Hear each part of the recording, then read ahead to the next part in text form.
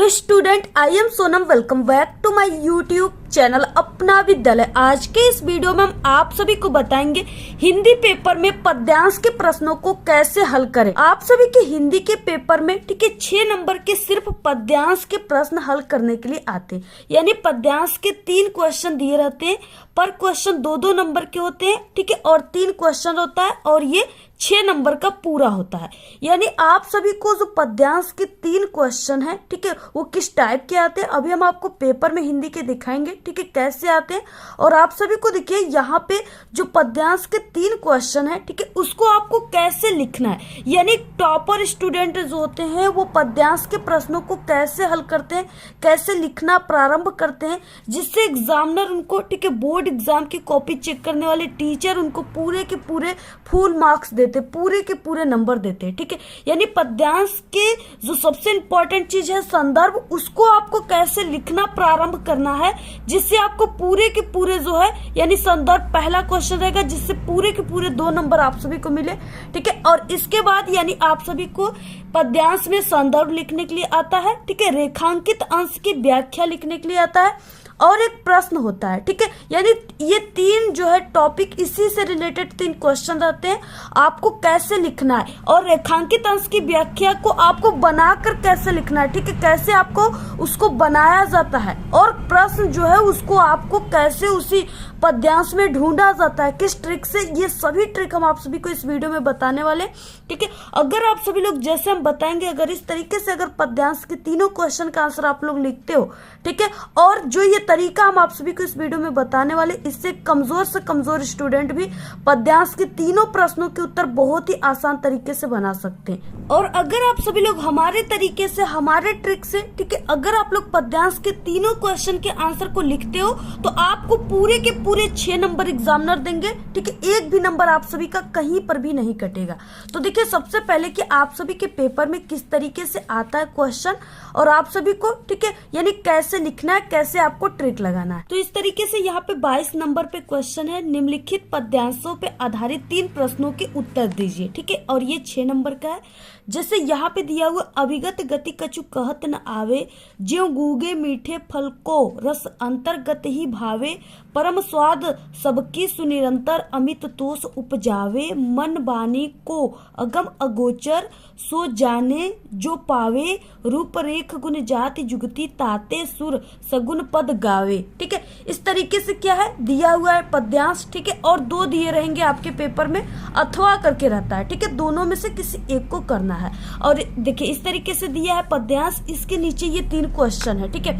पहले नंबर पे क्वेश्चन है कि उपर्युक्त पद्यांश का संदर्भ लिखना है, यानी आपको पहले क्वेश्चन में संदर्भ लिखना है, ठीक है। और संदर्भ को आपको संदर्भ में क्या लिखना है तो इसमें पाठ का नाम और जो भी है यानी इसके रचयिता जो है कवि, उनका नाम लिखना है, ठीक है। अब आपको देखिए संदर्भ जो है कैसे लिखना है, टॉपर स्टूडेंट कैसे लिखते हैं जिससे उनको पूरे के पूरे 2 नंबर मिल जाता है। सबसे पहले ये कॉपी रहा और यहाँ पे इस तरीके से ये पेन, ठीक है, आपको ये काला और नीला पेन चाहिए, ब्लैक और ब्लू, और एक स्केल, ठीक है। इसके अलावा आपके पास एक स्केच होना चाहिए संदर्भ। तो यहाँ पे देखिए आपको इस तरीके से लाइनिंग कर लेना है ब्लैक स्केच से, ठीक है। और इसके बाद यहाँ पे जो ये क्या है, सबसे पहले कि यहाँ पे हम पद्यांश के उत्तर को सॉल्व कर रहे हैं तो आपको यहाँ पे ब्लैक पेन से लिख देना है पद्यांश उत्तर।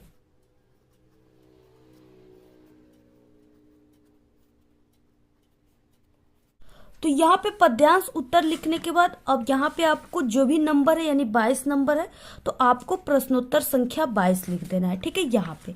और 22 का पहला वाला हम कर रहे हैं तो यहाँ पे प्रश्नोत्तर संख्या 22।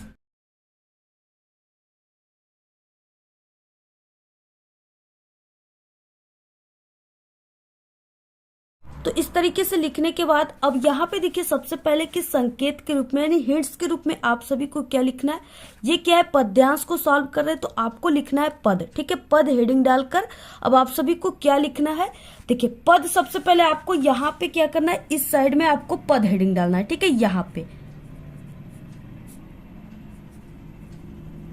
इस तरीके से पद हेडिंग डालने के बाद अब यहाँ पे देखिए आपको क्या लिखना है, इसमें आपको ये जो यहाँ पे दिया हुआ है, ठीक है, यहाँ पे जो पैसेज दिया हुआ है ये पद्यांश, इसके आगे के 2 वर्ड डैश डैश करके आपको लास्ट के 2 वर्ड को लिख देना है, ठीक है। जैसे अभिगत गति डैश डैश पद गावे, ठीक है। तो यहाँ पे आप सभी को क्या लिखना है, अभिगत गति डैश डैश पद गावे।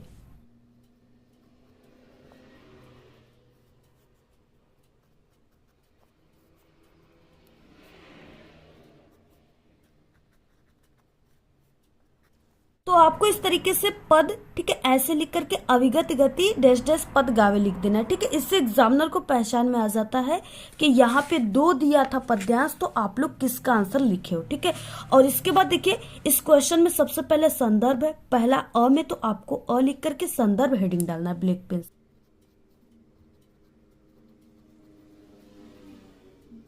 अब यहाँ पे देखिए आपको संदर्भ ऐसे हेडिंग डाल देना है, ठीक है। अब इसमें आपको लिखना क्या है, अब देखिए ये जो अभिगत गति कछु कहत न आवे, ठीक है, जो गूगे मीठे फल को रस अंतर्गत ही भावे, ये जो यहाँ पे दिया है पद्यांश, ठीक है, ये जो है पद शीर्षक के सुरसागर से लिया गया है, ठीक है। और इसके जो कवि है यानी इसके जो रचयिता है वो कवि सूरदास जी हैं। तो आप सभी को क्या करना है, यानी कि आपको संदर्भ में उसी कवि का नाम और आपको पाठ का नाम लिखना होता है, शीर्षक का नाम। तो अब आपको देखिए लिखना कैसे है, यानी किस तरीके से एक टॉपर स्टूडेंट लिखते हैं संदर्भ को, जिससे पूरे के पूरे आपको 2 नंबर मिलेंगे, एक भी नंबर आपका नहीं कटेगा, ठीक है। तो आपको देखिए स्टार्ट कैसे करना है, सबसे पहले कि ये क्या है, पद्यांश से, तो आपको स्टार्ट करना है प्रस्तुत पद्यांश हमारी पाठ है पुस्तक।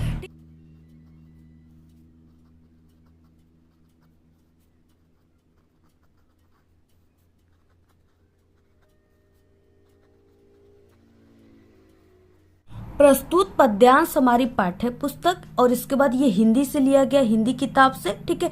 तो आपको हिंदी ब्लैक पेन से और कामा के अंदर ऐसे लिखना है हिंदी, ठीक है। इसके बाद आपको लिखना है यहाँ से काव्य खंड, या आप लोग पद खंड भी लिख सकते हो, ठीक है। आप लोग दोनों लिख सकते हो, ये पद्यांश है तो आप लोग पद खंड भी लिख सकते हो, और इसको काव्य भी कहा जाता है तो आप लोग काव्य खंड भी लिख सकते हो, यानी हिंदी, ठीक है, काव्य खंड में संकलित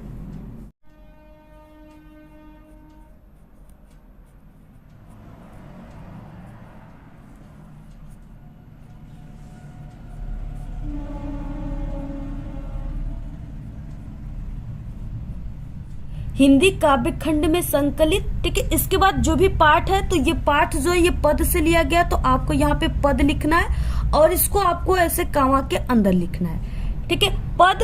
और ये पद से लिया गया यानी पद शीर्षक के सूर सागर से लिया गया है, ठीक है। तो आपको लिखना है पद शीर्षक या पद पाठ के, ठीक है।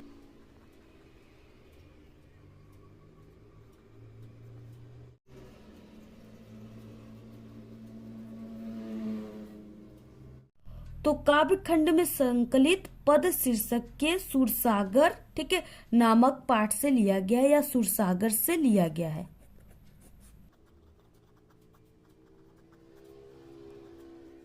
सूरसागर से लिया गया है, ठीक है। और इसके रचयिता सूरदास जी हैं, और आपको सूरदास जी को ब्लैक पेन से कामा के अंदर लिखना है, ठीक है।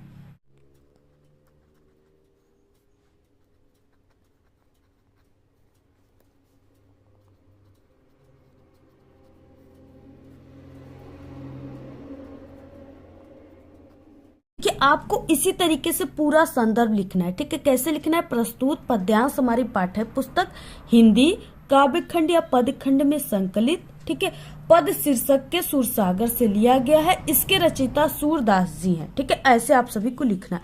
अगर आप सभी को ये नहीं पता है कि हाँ ये सूरसागर से लिया गया है, ठीक है, तो सिर्फ आपको इस तरीके से लिख देना है कि काव्य खंड में संकलित, ठीक है, पद नामक पाठ से लिया गया है, इसके रचयिता सूरदास जी, ठीक है। ऐसे भी आप लोग लिख सकते हो। और ये जो है ये सबसे बेस्ट तरीका है, यानी आपको ये जो पद है, ठीक है, ये सिर्फ शीर्षक के रूप में है, बाकी जो लिया गया है ये सभी सूरदास के जो भी पंक्तियां हैं, ठीक है, ये सूरसागर से ही लिया गया है। तो इसलिए आपको इस तरीके से लिखना है, ठीक है। अगर आप लोग इस तरीके से संदर्भ लिखते हो तो आपको पूरे के पूरे 2 नंबर मिलेंगे, एक भी नंबर आपके नहीं कटेंगे, ठीक है। और अगर ये तरीका आपको पता है तो इसी तरीका को देखकर एग्जामिनर आपके हिंदी के पेपर के जितने भी क्वेश्चन आप लोग लिखे हो आंसर, ठीक है, सभी में अच्छे नंबर देते चले जाएंगे।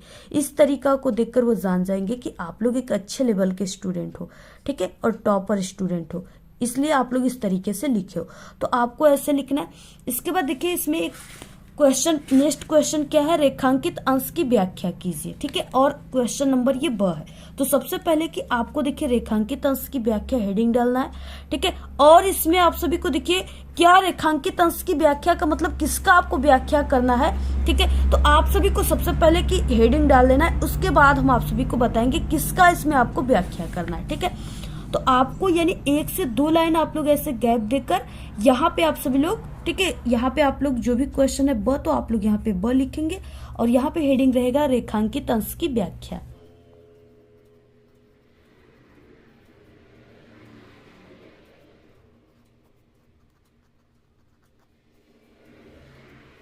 तो इस तरीके से आपको क्वेश्चन यहाँ पे ब रेखांकित अंश की व्याख्या हेडिंग डालना है। ठीक है, और आपको इसमें क्या व्याख्या करना है, किसका व्याख्या करना है।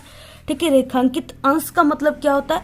अब देखिए रेखांकित अंश का मतलब होता है कि सिर्फ आपको उसी लाइन की व्याख्या करनी है जिसके नीचे ये ब्लैक वाली लाइन है। ठीक है, अंडरलाइन है। तो इस यानी अभिगत से लेकर के भावे, सिर्फ आपको ये 2 लाइन का ही व्याख्या करना है। बाकी आपको जो ये नेक्स्ट है 3 लाइन, इसका व्याख्या नहीं करना है। ठीक है, सिर्फ आपको इतने का व्याख्या करना है।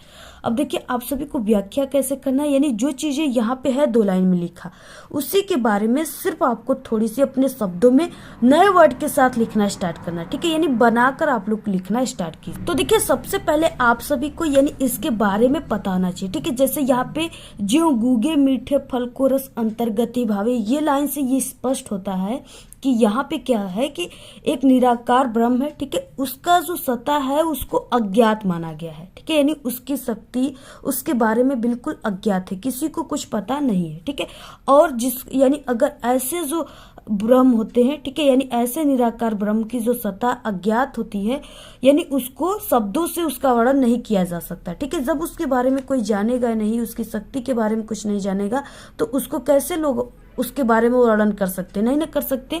तो वही यहाँ पे कहा गया है। ठीक है, यानी जिस प्रकार जैसे कोई गूंगा व्यक्ति है, ठीक है, जैसे यहाँ पे कहा गया ना ज्यों गूंगे मीठे फल को, तो यानी कि जैसे कोई गूंगा व्यक्ति है, अगर उस गूंगे व्यक्ति को आप चाहे जितना भी स्वादिष्ट चीजें क्यों न खिला दो, ठीक है, अच्छी अच्छी स्वादिष्ट मिठाइयाँ, स्वादिष्ट फूड, ठीक है, या स्वादिष्ट आप सभी लोग उनको फल खिला सकते हो, लेकिन अगर वो कोई भी चीज वो खाएंगे, ठीक है, तो अगर आप लोग उनसे पूछोगे कि ये जो चीजें आप तुमने खाया इसका स्वाद कैसा था, ठीक है, तो वो कभी भी उसको बोलकर स्पष्ट नहीं कर सकता कि हाँ ये बहुत अच्छा लगा मुझे, ठीक है, या इसका स्वाद बहुत अच्छा था। वो कभी भी ऐसे नहीं कर सकता क्योंकि वो बोल ही नहीं पाएगा, वो गूंगा व्यक्ति है।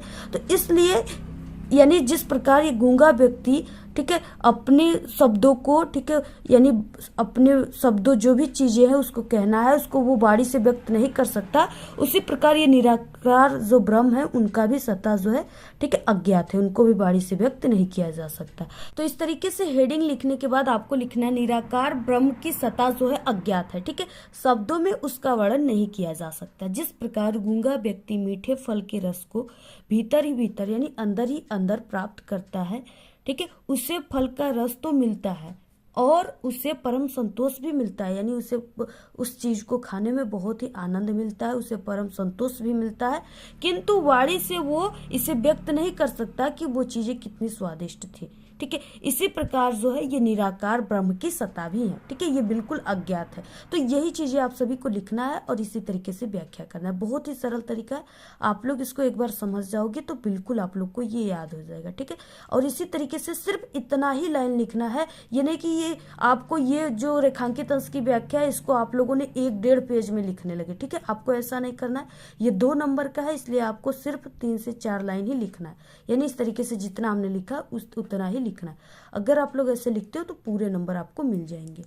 नेक्स्ट क्वेश्चन, इसके बाद देखिए इसमें नेक्स्ट क्वेश्चन है अगम अगोचर से क्या तात्पर्य है, ठीक है, स्पष्ट कीजिए। आपको इसमें क्या शब्द ढूंढना है, यानी इसमें जो है अगम अगोचर ये चीजों को आपको किसमें ढूंढना है, ये जो यहाँ पे दिया है पद्यांश इसमें आपको ढूंढना है, ठीक है, कहाँ पे ये है और उसी जगह जहाँ पे रहेंगे उसी हिसाब से आपको आंसर बनाना है। तो यहाँ पे देखिए अगम अगोचर जो है ये यहाँ पे है अगम अगोचर सो जाने जो पावे, ठीक है, यानी मन वाणी को अगम अगोचर। अब इसका अगम अगोचर का क्या मतलब है कि अगम अगोचर का मतलब है कि मन बानी, यानी उसको मन से वाणी से व्यक्त नहीं किया जा सकता, ठीक है, वो क्या है, निराकार ब्रह्म, ठीक है। यानी आप सभी को इसको लिखना कैसे, देखिए आप सभी को लिखना है अगम अगोचर से तात्पर्य है कि निराकार ब्रह्म को वाणी से व्यक्त करना कठिन है, क्योंकि वह ब्रह्म इंद्रियों की पहुंच से बाहर है, ठीक है। वही यहाँ पे कहा गया है, वन वाणी को अगम अगोचर सो जाने जो पावे, ठीक है। तो इस तरीके से आप सभी को क्या करना है, तो आप सभी को पूरा इसी तरीके से संदर्भ के तीनों क्वेश्चन का आंसर आप सभी को इसी तरीके से लिखना है, ठीक है। और अगर आप लोग इस तरीके से लिखते हो तो आपको पूरे के पूरे कितने नंबर मिलेंगे, 6 नंबर मिलेंगे, ठीक है। एक भी नंबर आप सभी का कहीं पर भी नहीं कटेगा। तो आप सभी लोग इस वीडियो को अपने सभी दोस्तों में जरूर शेयर कीजिए आपको, और आप सभी हमारे प्यारे स्टूडेंट को नए वर्ष की हार्दिक शुभकामनाएं, ठीक है। Happy new year 2024। आज के इस वीडियो में सिर्फ इतना ही। आपको ये वीडियो कैसा लगा, अगर वीडियो पसंद आए तो एक बड़ा सा लाइक कर दे, चैनल पे नए तो सब्सक्राइब करके बेल आइकन को जरूर प्रेस कर दे। Thanks, all the very best, bye bye.